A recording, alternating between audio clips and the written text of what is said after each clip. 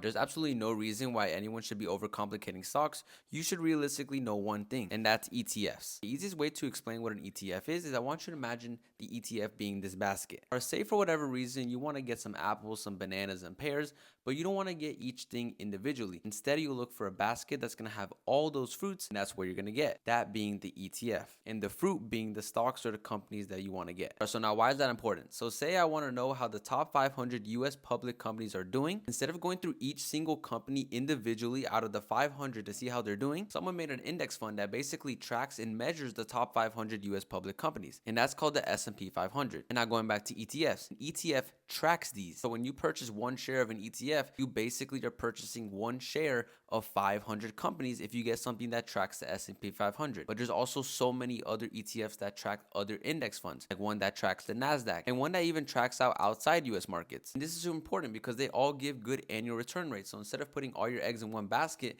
for just one stock, you could put your money into one basket of stocks that's going to have multiple companies. And overall, if one company does bad, then you have 499 other companies that could do well, and overall your money will go up no matter what. And that's honestly why I recommend people who are getting into stocks to look at ETFs first and to actually do the research on it. Because for the most part, it's a very safe asset to get, and it will always give you a return. And FYI, I'm not a financial advisor. I can only tell you to look at stuff and do your own research. So I'm going to tell you that you could research into these, but there's so many more ETFs that you can look at. I do recommend finding an ETF that tracks the S&P 500, so like VOO, but obviously I can't really tell you what to buy or not buy, but I would recommend the S&P 500. Look, there's no reason to overcomplicate stocks. Just have your money work for you, bro.